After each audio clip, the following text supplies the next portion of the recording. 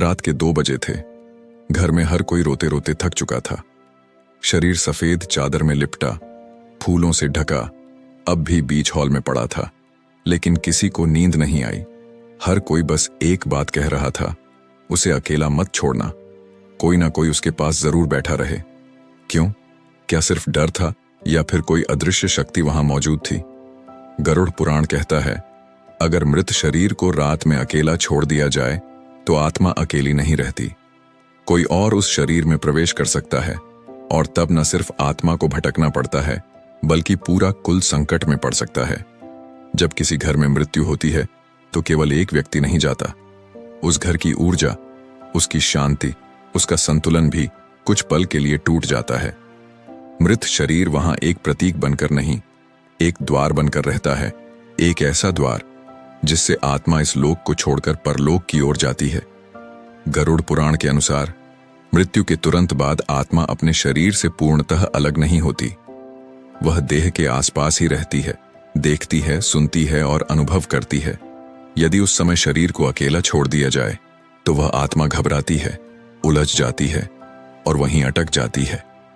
यो हंति पशु यजने स्वार्थे वांस हितावे सयाति रौरव घोरम भूया कष्टाणी पश्याति। जो दूसरों को कष्ट देता है उसे रौरव नर्क का अनुभव होता है। लेकिन सोचिए, यदि हम मृत शरीर की उपेक्षा करें, क्या यह भी परपीड़ा नहीं? शास्त्रों में कहा गया है कि सूर्यास्त के बाद रजोगुण और तमोगुण का प्रभाव बढ़ जाता है। रात का समय, विशेषतः मध्य रात्रि, उन शक्तियों का होता है जो प्रकट नहीं होती पर प्रभावशाली होती हैं। ऐसे समय में मृत शरीर को अकेला छोड़ना मानो उसे उन अदृश्य शक्तियों के हवाले करना है। अगर आपने कभी किसी अंतिम रात को निकट से देखा हो तो आपको याद होगा, दीपक जल रहा होता है, अगरबत्ती सुलग रही होती है, कोई बगल में बैठा झप कर रहा होता है। यह सब केवल रीति नहीं है, यह सुरक्षा चक्र है। हर मंत्र, हर लौ, हर निगाह उस आत्मा की रक्षा के लिए होती है जो अपनी देह के अंतिम क्षणों में उस परलोक की राह तक रही होती है। कहा गया है कि अगर शव को अकेला छोड़ दिया जाए तो पशु पक्षी या बुरी आत्माएं उसे छू सकती हैं, और जब ऐसा होता है तो आत्मा को गहरी पीड़ा होती है, क्योंकि वह अब भी उस शरीर से जुड़ी होती है जिसे हमने त्यागा नहीं पर संभाला भी नहीं। घातक विक्रेता चा खाद तथा वाचा पाचक अनुमंता चा शदते नर कमजत। जो भी मृत्यु की पवित्रता का अपमान करता है वह नरक का अधिकारी बनता है। अब सोचिए, यदि शरीर की देखभाल में चूक हो जाए तो वह केवल लापरवाही नहीं, एक आत्मिक अपराध है। गरुड़ पुराण यह भी कहता है कि जब कोई शरीर रात में अकेला छूटता है तो उस पर दुरात्माएं अधिकार जमा सकती हैं। वे आत्माएं जो मुक्त नहीं हो पाईं, जो खुद कभी उसी मोड़ पर अटक गई थीं, अब दूसरों की यात्रा को भी बाधित करती हैं। ऐसी आत्माएं शरीर में प्रवेश कर लेती हैं और फिर वे केवल मृत शरीर को नहीं बल्कि उस घर के हर सदस्य को प्रभावित करने लगती हैं। अचानक बीमारियां, डरावने स्वप्न, मानसिक असंतुलन, यह सब उसी अशुद्ध की छाया होती है। एक और कारण जो गरुड़ पुराण में विस्तार से बताया गया है वह है पुत्र का दायित्व। यदि किसी व्यक्ति की मृत्यु हो जाए और उसका पुत्र दूर हो तो अंतिम संस्कार नहीं किया जाता जब तक वह स्वयं आकर मुखाग्नि ना दे। येना येना हत्वा प्राणिनम खाद्यति स्वार्थ हत्वे तेना तस्यावा रूपे पुनर्जन्मण जायते। जो शरीर को भोग की वस्तु मानता है वह उसी रूप में अगला जन्म पाता है। सोचिए, अगर शव की रक्षा ना की जाए तो आत्मा किस रूप में लौटेगी? मृत्यु के बाद की वह रात एक प्रतीक्षा होती है। सूर्योदय तक आत्मा उस उजाले का इंतजार करती है जिसमें अग्नि के साथ वह संसार के बंधनों से मुक्त हो सके। लेकिन जब तक वह उजाला नहीं आता, जब तक अग्नि नहीं दी जाती, तब तक वह आत्मा उसी शरीर के पास, उसी घर के भीतर हर सिसकती सांस को देखती है और पूछती है, क्या तुम मुझे अकेला छोड़ दोगे? क्योंकि उस रात सिर्फ एक मृत शरीर नहीं होता, एक चेतना होती है जो विदा लेना चाहती है पर डरती है। अगर कोई पास नहीं होगा तो क्या वह सही दिशा में जा पाएगी? इसीलिए पुरातन काल से आज तक हर परिवार में कोई ना कोई व्यक्ति उस रात जागता है, केवल देह की रक्षा के लिए नहीं, आत्मा के सम्मान के लिए। क्योंकि मृत्यु के बाद शरीर एक शून्य नहीं बल्कि एक आवाज बन जाता है, एक ऐसा आवाज जिसे छोड़ चुकी आत्मा लौट कर देखती है, कभी शांति से, कभी चिंता से और कई बार भय के साथ। गरुड़ पुराण इस भय का विस्तार से वर्णन करता है। भगवान विष्णु स्वयं कहते हैं, जो आत्मा अपने शरीर को अधूरा छोड़कर जाती है या जिसे उचित संस्कार नहीं मिलते, वह इस मृत्यु लोक में ही भटकती रहती है। न वह जीवित कहलाती है, न पूर्ण मृत। रात का वह समय जब पूरा संसार सोया होता है, तब आत्मा जागती है, हर कोना देखती है, हर श्वास सुनती है, और अगर उसे लगे कि उसका शरीर अकेला पड़ा है तो उसका डर और बढ़ जाता है। कई बार वह आत्मा स्वयं अपने प्रियजनों के पास जाती है। उसकी उपस्थिति का आभास किसी को आंसुओं में दिखता है, किसी को हवा की हल्की सरसराहट में, तो किसी को वह बस एक असमाप्त संवाद में सुनाई देती है। लेकिन सबसे बड़ा संकट तब होता है जब उस शरीर के पास कोई नहीं होता, न कोई दीपक, न कोई मंत्र, बस अंधकार और मौन। यही वह क्षण होता है जब दुष्ट आत्माएं उस रिक्त स्थान को देखती हैं और उस मृत शरीर को अपने लिए पात्र मान लेती हैं। मानसा भक्षाने दोष अस्थि पर पीदा मूलक।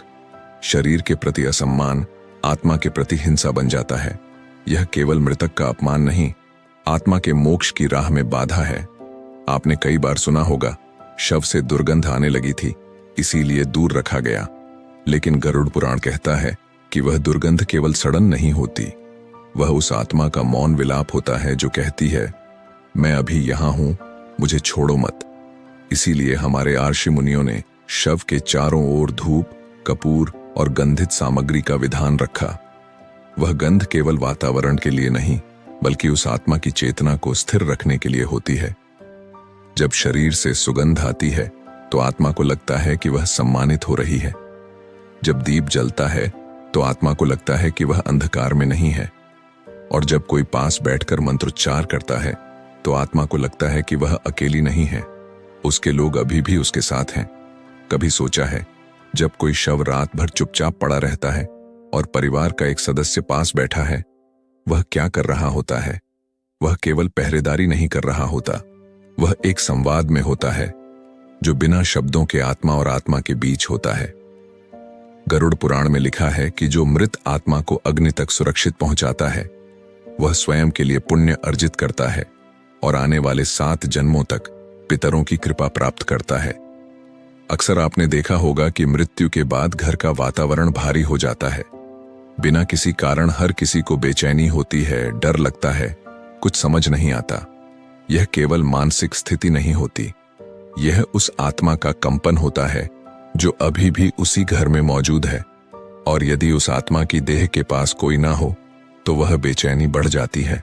ब्रह्म पुराण कहता है कि मृत्यु के बाद की पहली रात आत्मा के लिए सबसे कठिन होती है। वह पहली बार अपने शरीर को बाहर से देखती है, पहली बार अपने प्रियजनों की पीड़ा को दूर से महसूस करती है और पहली बार खुद को असहाय पाती है। अगर उस रात उसे लगे कि उसके लिए कोई नहीं जागा, तो वह यह मान लेती है कि वह अब त्याग दी गई है, और तब वह क्रोध नहीं, एक सूक्ष्म दुख के साथ उस घर में बस जाती है। यह वही दुख है जो वर्षों तक किसी घर में छाया बना रहता है, जिसे लोग अजीब घटनाएं, बुरा सपना या अशुभता कहकर टालते हैं।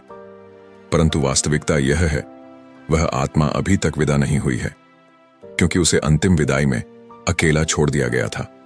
मृत्यु के बाद आत्मा वहीं लौटती है जहां उसका प्रेम था, पर अगर वह प्रेम उसे अकेला छोड़ दे तो वह प्रेम नहीं रह जाता, एक अधूरा कर्म बन जाता है। हर बार जब कोई व्यक्ति शव के पास बैठता है, वह केवल सामाजिक परंपरा नहीं निभा रहा होता, वह अपने कुल की रक्षा कर रहा होता है। उसके हर क्षण जागरण में, उसके हर मंत्र में, उसके हर मौन में एक आत्मा को वह आश्वासन देता है, हम यहां हैं, तुम जा सकती हो शांति से, बिना डर के। ये शब्द नहीं, एक अनकहे संकल्प होते हैं जो देह से छूटी आत्मा को उसके अंतिम मार्ग पर भेजते हैं। वह मार्ग जहां कोई साथ नहीं जाता, सिवाय उन संस्कारों के जो मृत्यु के बाद निभाए जाते हैं। गरुड़ पुराण स्पष्ट कहता है, मृत्यु के पश्चात यदि आत्मा को सम्मान पूर्वक विदा न किया जाए तो वह देह की सीमा से बाहर निकलने में विलंब करती है और हर विलंब पीड़ा को आमंत्रित करता है। ऐसी आत्माएं कई बार निष्प्रभ नहीं होती, वे अपने दुख, मोह या अपमान के कारण परिजनों के चारों ओर घूमती रहती हैं। कभी स्वप्न में दिखती हैं, कभी घर की छतों से आवाजें आती हैं, कभी कोई दरवाजा रात को अपने आप खुल जाता है। लोग कहते हैं यह वहम है, पर गरुड़ पुराण कहता है यह चेतावनियां हैं उस आत्मा की जो कह रही है तुमने मुझे रात में अकेला क्यों छोड़ दिया था।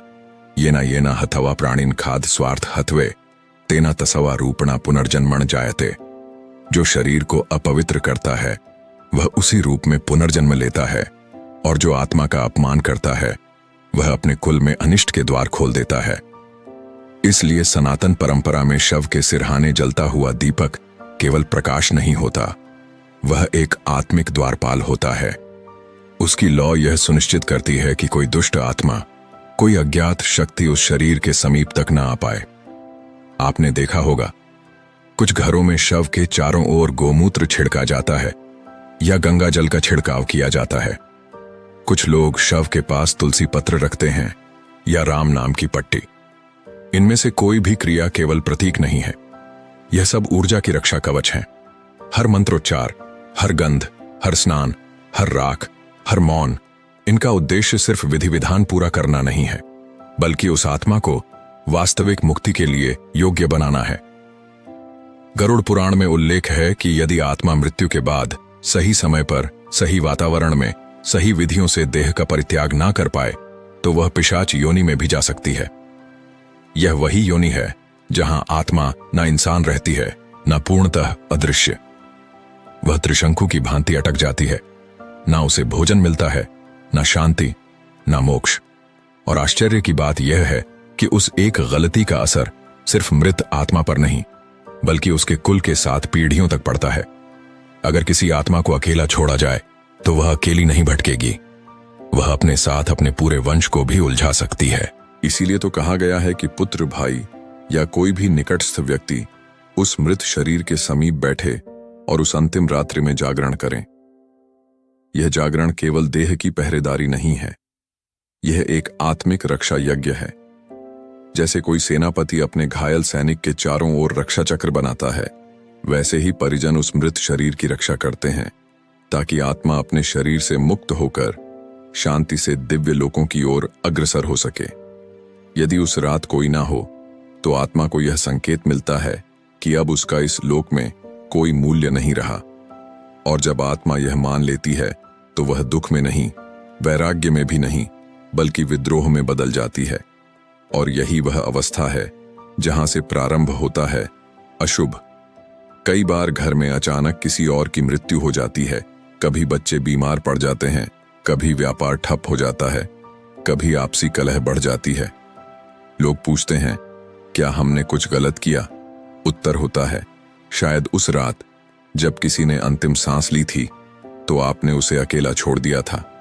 गरुड़ पुराण के अनुसार मृत्यु केवल देह का नाश नहीं है, बल्कि एक चेतावनी है कि जीवन और मृत्यु के बीच की रेखा हर पल हमारे इर्द गिर्द चल रही है।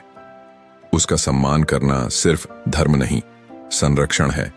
संरक्षण उस आत्मा का, संरक्षण उस परिवार का, संरक्षण उस कुल का जिसने उस आत्मा को जन्म दिया और अब उसके मोक्ष की जिम्मेदारी ली।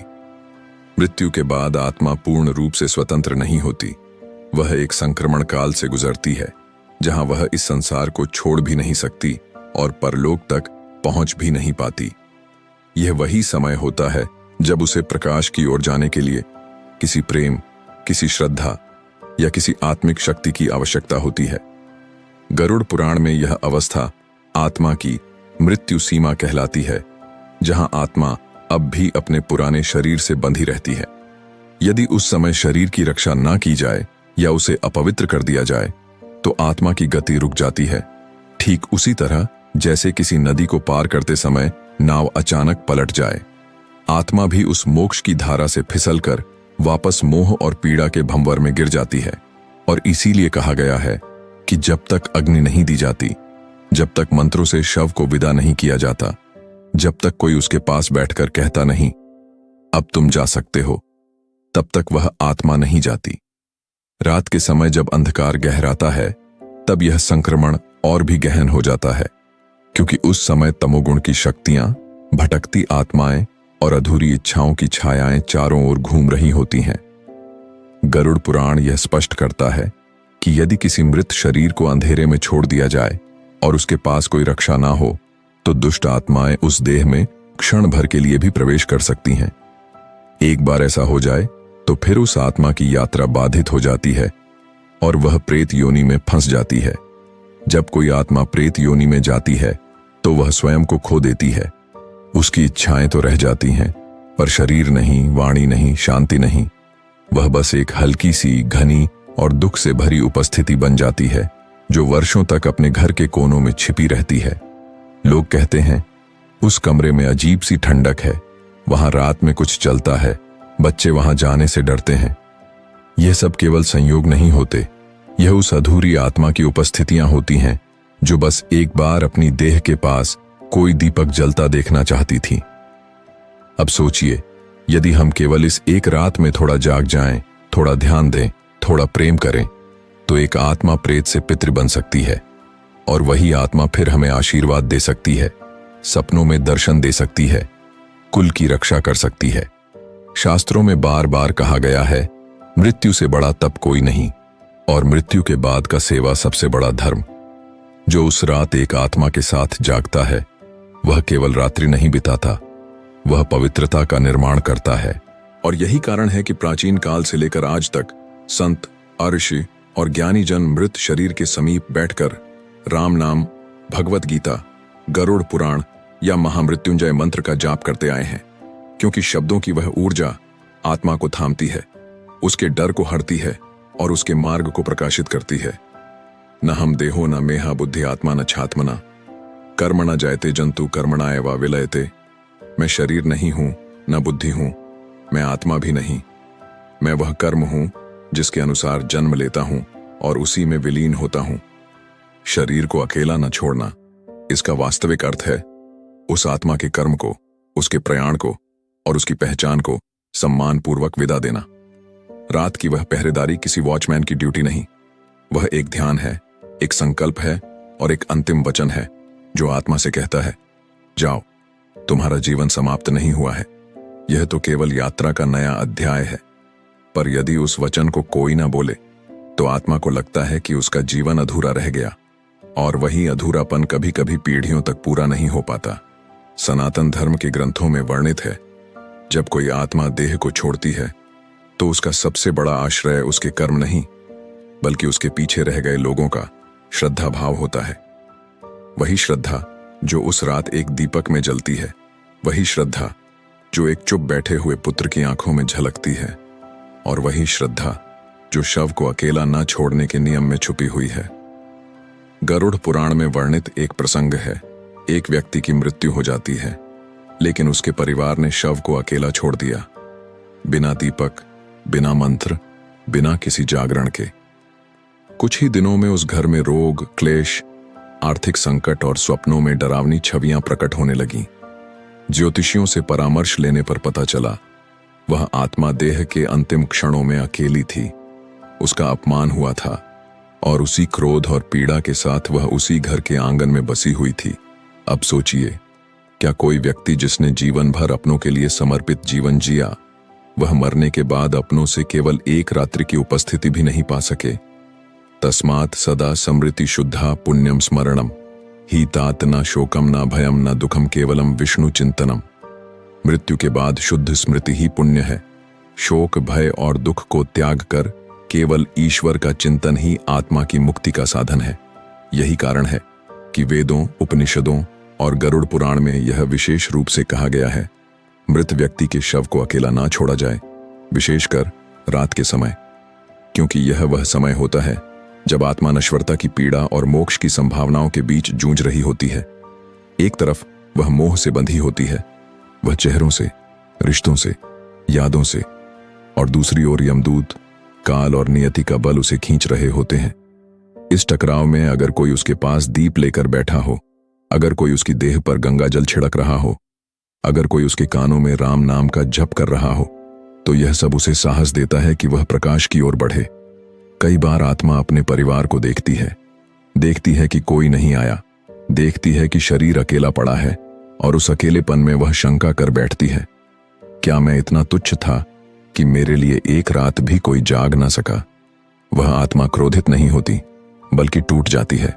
और जब आत्मा टूटती है तो वह किसी लोक की ओर नहीं बढ़ती, बल्कि उसी टूटे हुए भाव में इसी संसार में एक अदृश्य छाया बन जाती है। यह छाया न किसी को पुकारती है, न किसी से दूर जाती है, बस चुपचाप सब कुछ देखती है।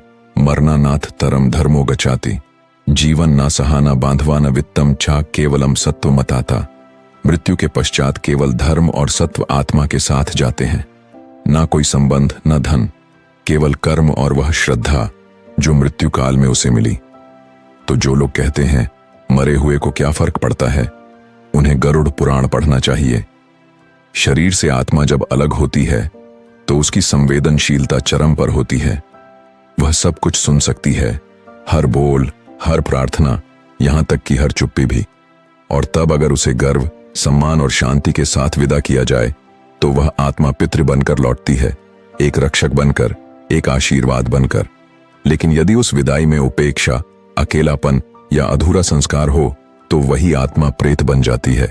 प्रेत जिसे शांति नहीं मिलती, जिसे अग्नि नहीं मिलती, जिसे उसकी देह की अंतिम यात्रा का पूरा सम्मान नहीं मिला।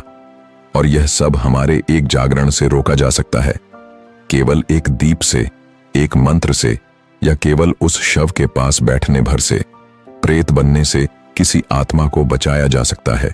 कभी कभी हम सोचते हैं कि मृत्यु के बाद सब कुछ समाप्त हो जाता है, पर गरुड़ पुराण हमें सिखाता है मृत्यु एक संवेदनशील द्वार है, जिसके दोनों ओर, एक ओर आत्मा का अतीत होता है और दूसरी ओर उसका भविष्य। और इस द्वार को पार करना इतना सरल नहीं होता।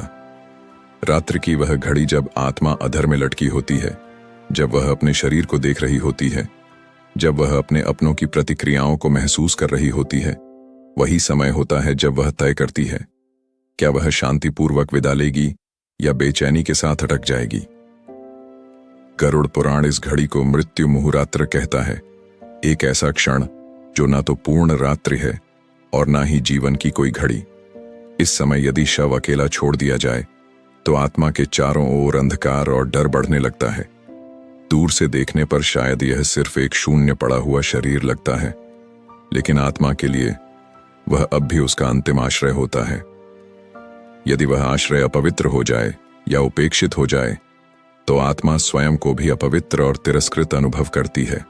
शास्त्र कहते हैं, प्रेम से किया गया अंतिम स्पर्श, मंत्रों से गूंजी हुई विदाई और आंखों में छलकी श्रद्धा, यही आत्मा के लिए अंतिम पुष्पांजलि होते हैं। और इन पुष्पों की अनुपस्थिति वर्षों तक आत्मा को व्याकुल कर सकती है। अब सोचिए, क्या हम अपने प्रियजन को एक ऐसी अनदेखी, असहनीय पीड़ा में धकेल सकते हैं केवल इसलिए कि हम थक चुके थे या हमें विधियों की गहराई का ज्ञान नहीं था। जब कोई आत्मा सम्मानपूर्वक विदा होती है तो वह केवल देह नहीं छोड़ती, वह मोह भी छोड़ती है, अहंकार भी छोड़ती है और फिर आगे बढ़ती है। लेकिन यदि उस आत्मा को यह लगे कि उसके शव को अकेला छोड़ दिया गया, उसे अंधेरे में गिरा दिया गया या केवल औपचारिकता के लिए कुछ देर दीप जलाया गया, तो वह टूट जाती है। और ऐसी टूटी हुई आत्मा न पितृ बनती है, न मोक्ष पाती है, वह बस भटकती है। इसलिए जब किसी की मृत्यु हो तो हमें सिर्फ रोना नहीं होता, हमें उस आत्मा के लिए ध्यान बनना होता है, दीप बनना होता है, मार्गदर्शक बनना होता है। शव के पास बैठा वह व्यक्ति कभी कभी एक सच्चे संत की भूमिका निभा रहा होता है। वह जो ना तो दिखता है, ना बोलता है, पर उसकी मौन उपस्थिति एक आत्मा की सबसे बड़ी ढाल बन जाती है। कर्म ना जायते जंतु कर्मणान्वा विलयते, प्राणी कर्म से जन्मता है और उसी में विलीन हो जाता है। पर मृत्यु के बाद उसका कर्म कैसे पूर्ण होगा, यह उस अंतिम रात पर निर्भर करता है। वही रात जिसे हम अक्सर बस एक रात मान लेते हैं, पर जो वास्तव में एक आत्मा की सबसे निर्णायक परीक्षा होती है। और इसीलिए हमारे आर्षि, मुनि और पूर्वज इस एक नियम को पीढ़ियों से निभाते आए हैं कि रात में मृत शरीर को अकेला नहीं छोड़ना चाहिए। क्योंकि जिस घर में एक आत्मा विदा हो रही है, वह घर उस समय कोई साधारण घर नहीं होता। वह एक तीर्थ बन जाता है। वह एक ऐसा स्थान बन जाता है जहां मृत्यु, भक्ति और मोक्ष तीनों एक साथ उपस्थित होते हैं। उस स्थान पर हर दीपक एक तीर्थ दीप होता है, हर मौन एक प्रार्थना होती है, हर जागरण एक यज्ञ होता है। और जो लोग इस तीर्थ की मर्यादा निभाते हैं, जो शव के पास बैठते हैं, जो आत्मा को अंधेरे में अकेला नहीं छोड़ते, वह केवल धर्म नहीं निभा रहे होते, वह स्वयं ईश्वर की इच्छा पूरी कर रहे होते हैं। गरुड़ पुराण हमें सिर्फ डराना नहीं सिखाता, वह हमें याद दिलाता है कि मृत्यु के बाद भी जीवन की जिम्मेदारी समाप्त नहीं होती, बल्कि तब वह जिम्मेदारी और भी पवित्र हो जाती है। तो अगली बार जब कोई इस प्रश्न को पूछे कि रात में शव को अकेला क्यों नहीं छोड़ा जाता, तो उसे केवल यह मत कहिए कि ऐसा नियम है, बल्कि कहिए क्योंकि हम चाहते हैं कि हमारे प्रियजन की आत्मा डर के साथ नहीं, सम्मान और शांति के साथ अपने अगले जन्म या मोक्ष की ओर बढ़े। और यही है वह आत्मिक रहस्य जो गरुड़ पुराण में छिपा है, जिसे पीढ़ियों से निभाया गया है और जिसे समझकर ही हम न केवल मृत आत्मा को शांति दे सकते हैं, बल्कि अपने जीवन को भी एक नई श्रद्धा और समझ से भर सकते हैं। मित्रों, यह केवल एक वीडियो नहीं था, यह उस सत्य की झलक थी जिससे हम सब एक दिन मिलते हैं, चाहे हम तैयार हों या नहीं। यदि इस कथा ने आपके हृदय को छुआ हो, यदि आपको भी कभी किसी अंतिम रात की याद आई हो या आपने किसी आत्मा की मौन उपस्थिति महसूस की हो, तो कृपया नीचे कमेंट करके हमें बताइए, क्योंकि शायद आपकी बात किसी और की आत्मा तक पहुंच जाए। अगर आपको गरुड़ पुराण की यह बातें ज्ञान, शांति और श्रद्धा से भरती हैं, तो इस वीडियो को अधिक से अधिक लोगों तक पहुंचाइए, शेयर कीजिए, ताकि कोई आत्मा इस एक जागरण के कारण अपना मार्ग ना खो दें। और यदि आप ऐसी ही और दिव्य, रहस्यमयी और शास्त्र आधारित कथाएं सुनना चाहते हैं, तो हमारे चैनल गरुड़ पुराण रहस्य को अभी सब्सक्राइब करें और उस घंटी के चिन्ह को अवश्य दबाएं, ताकि जब भी कोई आत्मिक रहस्य खोले जाए, आप उन्हें सबसे पहले जान सकें। शब्दों से परे श्रद्धा से भरा आपका साथ, आपकी उपस्थिति हमारे लिए अमूल्य है। धन्यवाद।